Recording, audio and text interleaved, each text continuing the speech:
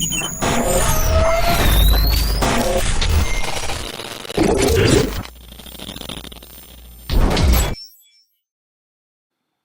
are back with another reaction video. This one is called Ranking Every Starting Power Forward from All 30 NBA Teams.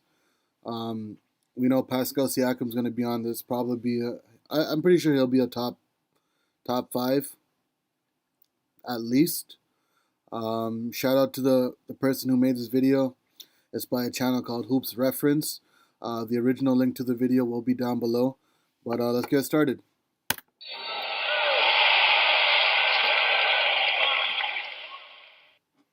We're still chugging along in this mid-season series after 3 videos, with this now being the 4th installment. In case you missed those last 3 videos, be sure to go check them out as well, because in this series we've been going through the starting lineups of all 30 NBA teams and have been ranking the players by position.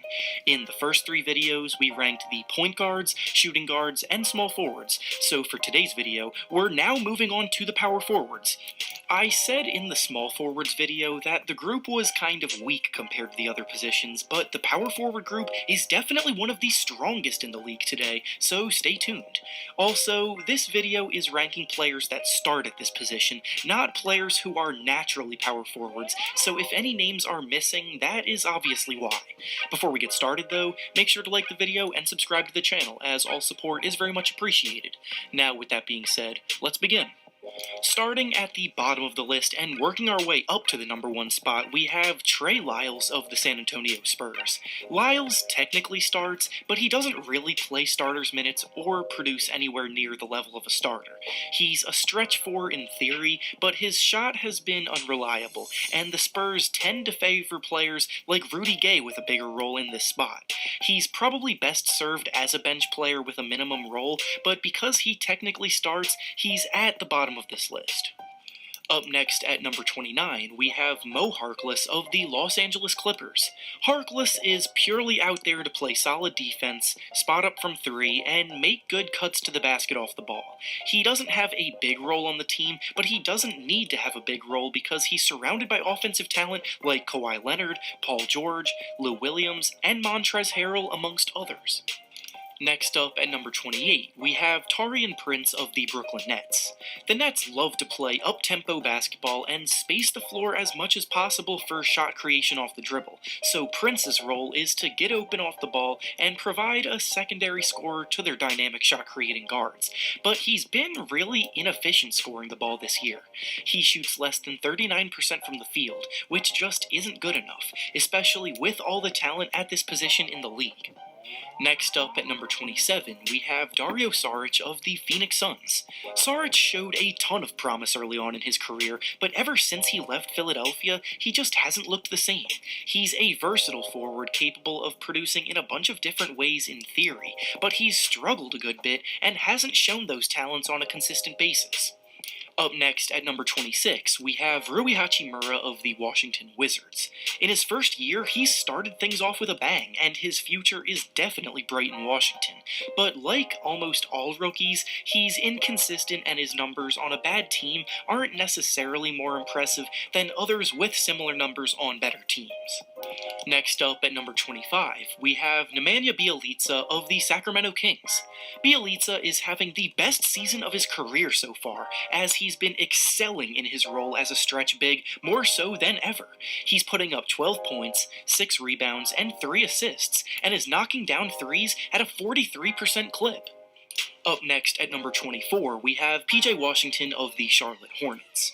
Washington may not be getting the attention he deserves because of the team he plays for, but he's been one of the most surprisingly good rookies this season.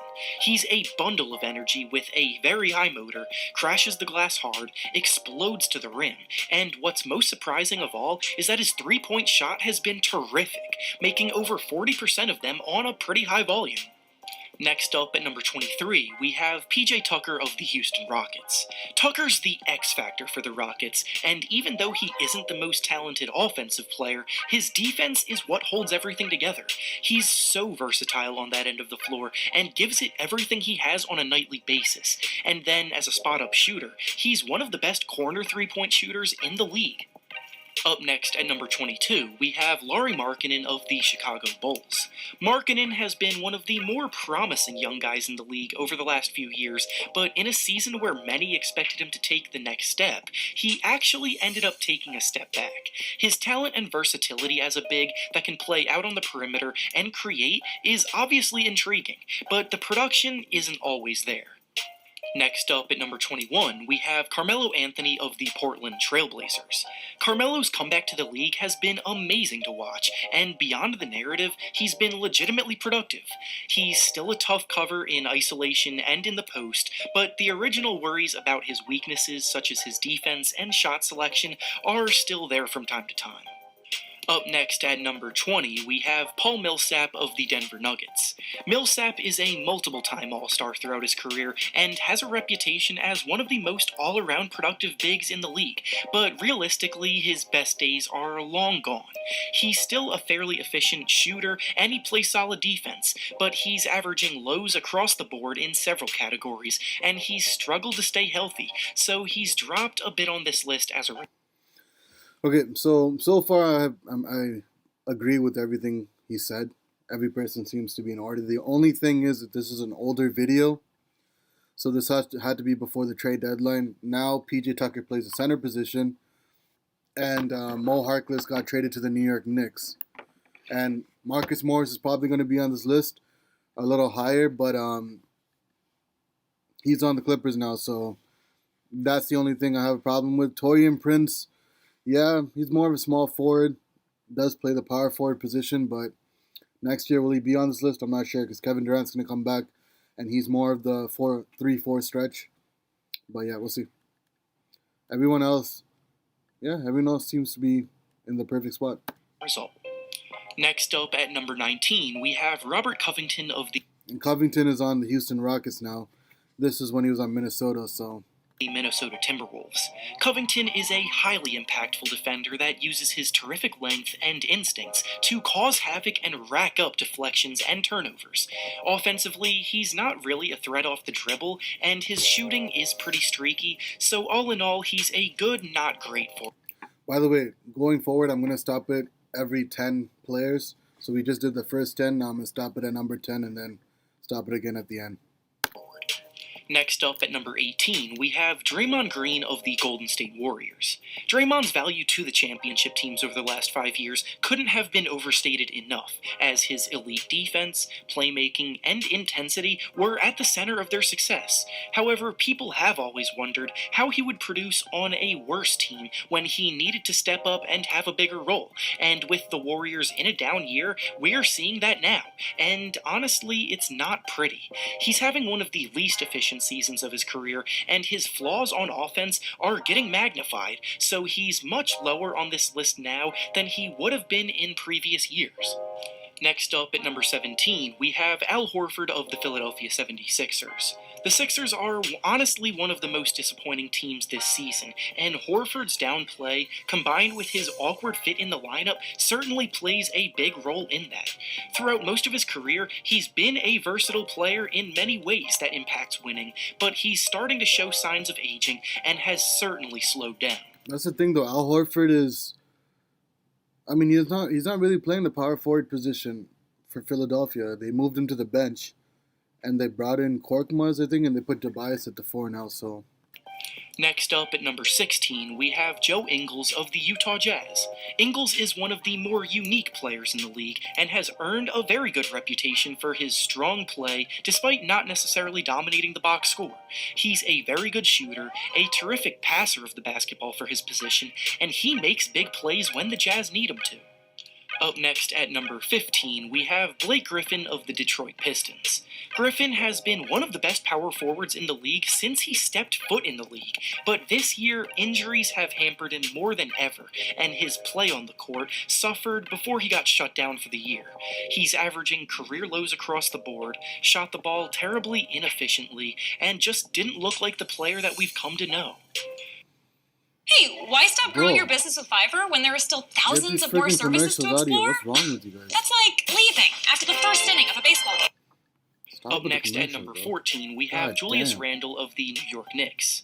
Randle has become someone that definitely has talent and puts up very good numbers on a nightly basis.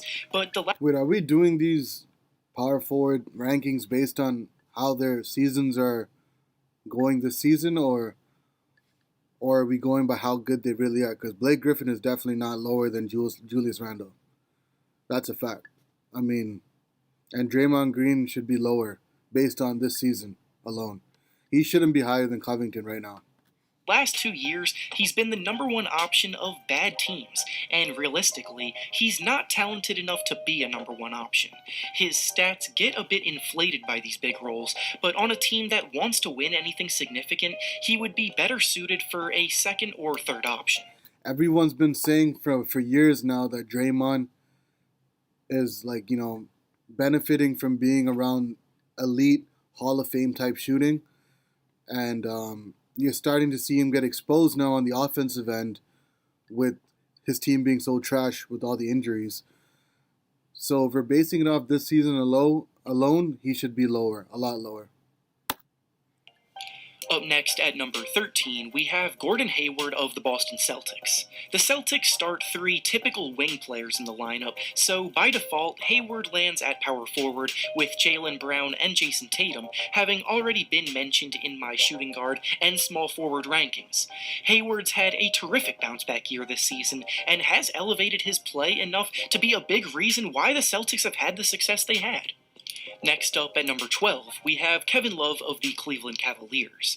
Love may no longer be in his prime, but he's still a very good player that can help any team as a stretch big that can also battle inside.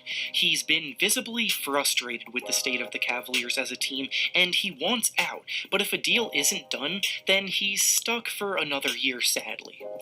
Up next at number 11, we have Jonathan Isaac of the Orlando Magic. When Isaac was drafted a few years back, he was taken where he was because of his ridiculous defensive potential and ability to dominate that end of the floor, and now this season, he's finally playing up to that potential, and is producing like one of the best defensive players in the league.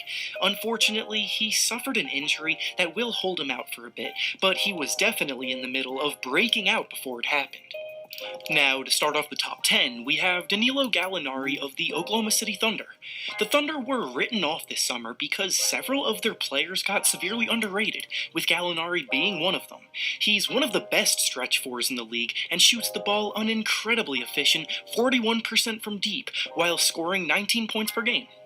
Up next at number 9, we have John Collins of the Atlanta Hawks. Collins is a superb athlete. He's a double-double machine, and his jumper has shown good improvement. Him and Trae Young have been very tough to stop in the pick and roll, and he crashes the glass hard as well as finishing very well at the rim. He's got the potential to be an all-star down the line, and is already producing at a similar level. You're toast, Anderson! And cut. How many commercials are you going to put in one video? I run a business Next up at number 8, we have Jaren Jackson Jr. of the Memphis Grizzlies. The reason why the Grizzlies are outperforming all expectations this year is because their 2 young cornerstones, Ja Morant and Jaren Jackson, are already playing terrific basketball way ahead of schedule. Jaren's versatility as someone who spaces the floor well, runs in transition, and protects the rim gives the team a little bit of everything. Next up at number 7, we have Kristaps Porzingis of the Dallas Mavericks. Kristaps' offensive consistency hasn't quite been there since he came back from his ACL tear, but on defense, he's been amazing and plays a big role on the team's success. His ability to block shots and get the team running makes things even easier for Luka Doncic, and once his shot starts falling at a better rate, he'll be back on track for stardom. Up next at number 6, we have Zion Williamson of the New Orleans Pelicans. Now, I know this seems very ambitious and way too early to put him this high on the list because he's only played a handful of games, but in those games, he's legitimately looked every bit as good as promised, and barring any more health issues, is destined to be one of the best players at this position for a long time.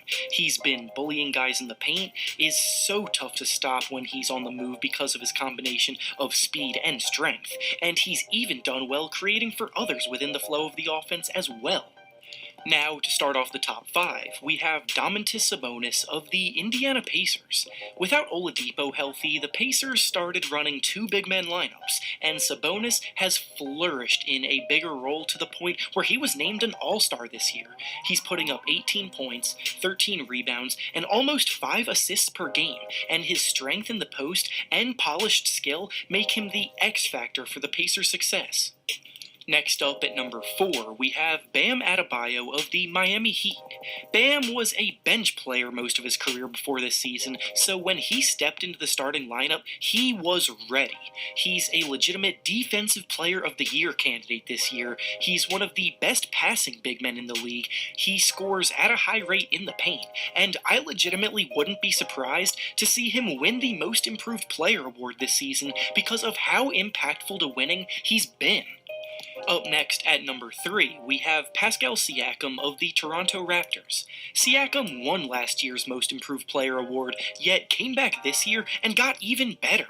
He too made his first All-Star game. He's putting up 24 points per game. His speed as a big man makes him a huge mismatch for most bigs that defend him, and he's helped the Raptors stay near the top of the standings despite losing Kawhi Leonard in the offseason. All right, let me ask you a really important question. Imagine you just have 3 months to get as shredded as possible, as lean, as chiseled, it's like the 5th as commercial. Aesthetic. Next up at number 2 on this list, we have Anthony Davis of the Los Angeles Lakers. The Lakers paid a steep price for him this summer, but he's been every bit worth it. Him and LeBron James have made a match made in heaven, and together they've elevated the Lakers to the top of the West. His defense is phenomenal, he can handle a large brunt of the offensive load, and in the paint, very few can slow him down. And finally, coming in at number 1 on this list, we have Giannis Antetokounmpo of the Milwaukee Bucks. Giannis is the runaway MVP once again this season, and he has the Bucks easily at the top of the league standings. He's producing at a rate very few have ever produced on both ends of the floor. He's a one-man wrecking crew when he picks up a head of steam, and barring any major changes, he will once again be named MVP of the league. And with that being said, that's all I have for you today. Make sure to like the video, subscribe to the channel, and comment down below how you would rank the players at this position. Like you said, like the video, subscribe to the channel, show your boy that love. I agreed with most of this video, 95%. I'd say 99%. Pascal Siakam top 3, believable, because you can't, Anthony Davis and Giannis, you can't really debate on that.